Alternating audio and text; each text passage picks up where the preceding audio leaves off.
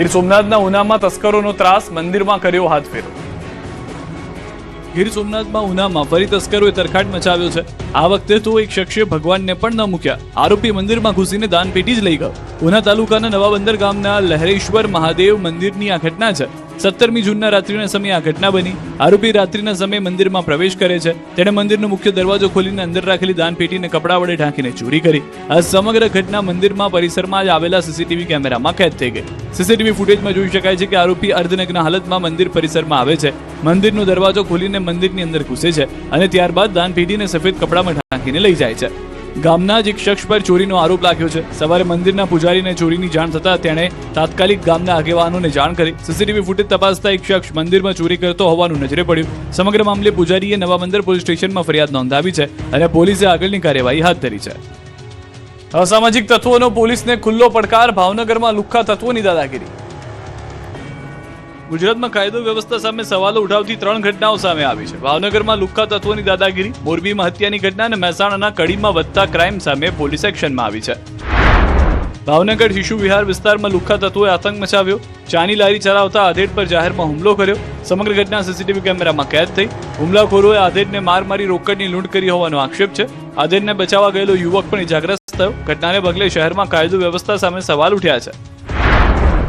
બીજી તરફ મોરબીના શોભેશ્વર રોડ પર યુવકની હત્યા કરવામાં આવી. તીક્ષ્ણ હથિયાર વડે યુવકની હત્યા કરાઈ હોવાની માહિતી છે. પોલીસે ઘટના સ્થળે પહોંચી તપાસ શરૂ કરી. મૃતદેહને પોસ્ટમોર્ટમ માટે સિવિલ હોસ્પિટલ ખસેડાયો. પોલીસના જણાવ્યા મુજબ હત્યામાં યુવકના કાકા સહિત 3 લોકોની સંડોવણી હોવાની આશંકા છે. આ તરફ મહેસાણાના કડીમાં વધતા ગુનાઓને લઈને પોલીસ સતર્ક બની. 10 દિવસમાં 4 હત્યાની ઘટનાઓ બાદ મેગા ફૂડ પેટ્રોલિંગ હાથ ધરાયું. 100થી વધુ પોલીસ કર્મચારીઓએ શહેરના વિવિધ વિસ્તારોમાં ચેકિંગ કર્યું. આ ઓપરેશનમાં 1 ડીવાયએસપી, 10 પીઆઈ અને 17 પીએસઆઈ જોડાયા હતા. શંકાસ્પદ 10થી વધુ વાહનો ડિટેન કરાયા હતા.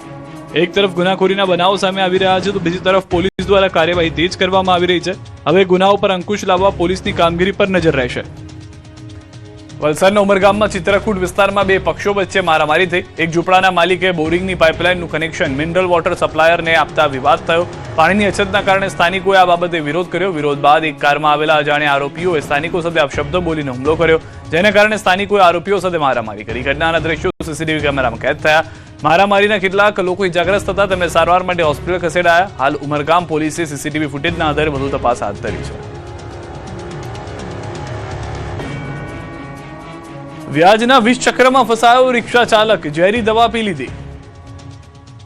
ભાવનગરમાં વ્યાજના 20 ચક્રમાં એક રિક્ષા ચાલક ફસાયો. રિક્ષા ચાલકે ઝેરી દવા પી આત્મહત્યાનો પ્રયાસ કર્યો. ગાયત્રીનગરની શિવશક્તિ સોસાયટીમાં રહેતા 40 વર્ષીય રિક્ષા ચાલક અમિતલાલ પિંજાણીએ આ પગલું ભર્યું હતું.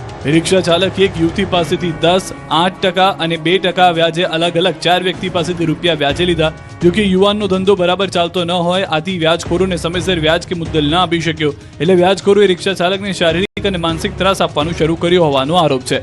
જે દરમિયાન આરોપીઓ રિક્ષા ચાલકને જાનથી મારી નાખવાની ધમકી આપતા ડરી ગયેલા રિક્ષા ચાલકે ઝેરી દવા પી લીધી હોવાનો દાવો છે. બનાવ બાદ તેમને સારવાર માટે હોસ્પિટલ ખસેડવામાં આવ્યા. સારવાર બાદ રિક્ષા ચાલકે ભરતનગર પોલીસ સ્ટેશનમાં 4 વ્યક્તિઓ વિરુદ્ધ ફરિયાદ નોંધાવી. પોલીસે ફરિયાદના આધારે વધુ તપાસ શરૂ કરી. આ ઘટનામાં પોલીસ તપાસ બાદ સમગ્ર હકીકત સ્પષ્ટ થશે. વધુ એક કલાકારના આંતરજ્ઞાતીય લગ્ન મુદ્દે વિવાદ, યુવતીનો સમાજ મેદાને.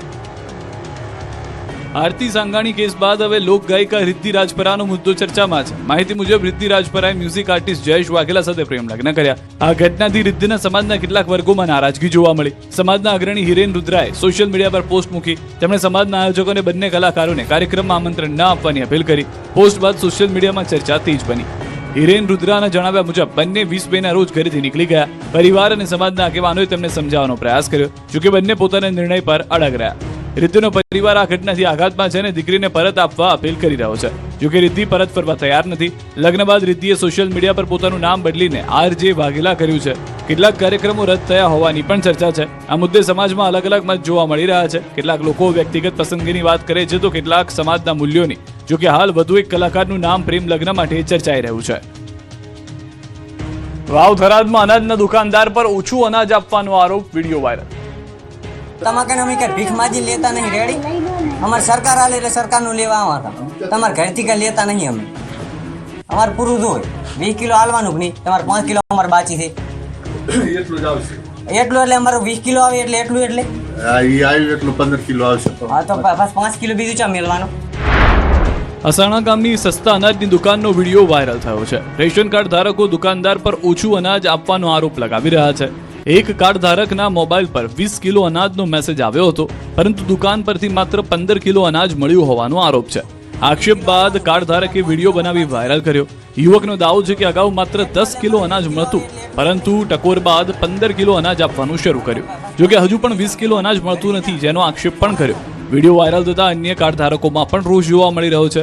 સ્થાનિકોએ જવાબદાર તંત્ર સામે સવાલો ઉઠાવ્યા. લોકો સમગ્ર મામલે તપાસની માંગ કરી રહ્યા છે. સાથે જ જવાબદારો સામે કાર્યવાહી કરવાની પણ માંગ ઉઠી છે. હવે તંત્ર શું કાર્યવાહી કરે છે તેના પર સૌની નજર છે. રાજકોટ ધોરાજીમાં સ્મશાનની કામગીરીમાં ભ્રષ્ટાચારનો આરોપ. માણસનો અંતિમ વિસામો એટલે સ્મશાન, પરંતુ ભ્રષ્ટાચારીઓએ આ સ્મશાનમાંથી પણ રૂપિયા કમાવાની લાલચ ન છોડી હોવાનો આરોપ છે. ધોરાજીના સોનાપુરી સ્મશાનમાં લાખો રૂપિયાના ખર્ચે રિનોવેશનની કામગીરી ચાલી રહી છે. આ કામગીરી સામે શહેર કોંગ્રેસ પ્રમુખ દિનેશ વોરા અને સામાજિક કાર્યકર ધર્મેશ ગુરુએ સવાલ ઉઠાવ્યા. તેમનો આક્ષેપ છે કે નિર્માણ કાર્યમાં વપરાતા પથ્થર એટલા નબળા છે કે તે તરત જ તૂટીને ભૂક્કો થઈ રહ્યા છે. એટલું જ નહીં, રેતીમાં ધૂળનું પ્રમાણ વધુ છે અને યોગ્ય ગુણવત્તાની કાંકરી અને સિમેન્ટનો ઉપયોગ પણ નથી થઈ રહ્યો. બંને ટેન્ડર પ્રક્રિયામાં નક્કી કરાયેલા નિયમોના ધજાગરા ઉડી રહ્યા હોવાનો દાવો કર્યો છે. અધિકારીઓ આંખ આડા કાન કરી રહ્યા હોવાનો આરોપ લગાવ્યો. તેમનું કહેવું છે કે સ્મશાન એ કોઈ પણ માનવીની અંતિમ સફરનું મુકામ છે. ત્યાં પણ જો ભ્રષ્ટાચાર આચરવામાં આવતો હોય તો તંત્ર માટે અત્યંત શરમજનક બાબત છે. કોંગ્રેસ અને સામાજિક આગેવાનોએ વિજિલન્સ તપાસની માંગ કરી છે. સૌરાષ્ટ્રમાં તમામ ડેમમાં 1-2 દિવસમાં પાણી પહોંચશે. કેબિનેટ મંત્રી કુંવરજી બાવળિયાએ ખાતરી આપી. તેમણે કહ્યું કે ગત કેબિનેટમાં સૌની યોજનાનું પાણી છોડવાનો નિર્ણય લીધો છે. વિભાગમાંથી નર્મદાનું પાણી છોડવાનું શરૂ કરી દીધું છે.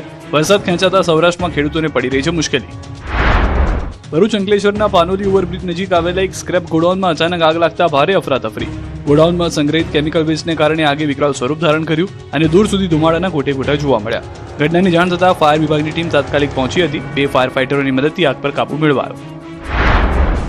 અબ્દુલ લતીફ ગેંગનો શૂટર અને રાધિકા જીમખાના હત્યાકાંડના આરોપી મોહમ્મદ તસ્લીમને 7 વર્ષ પછી ધરપકડ કરવામાં સફળતા. આરોપી 2019માં પેરોલ લઈ ફરાર થઈ ગયો હતો. પોલીસથી બચવા માટે અલગ અલગ રાજ્યોમાં છુપાઈને ફરી રહ્યો હતો.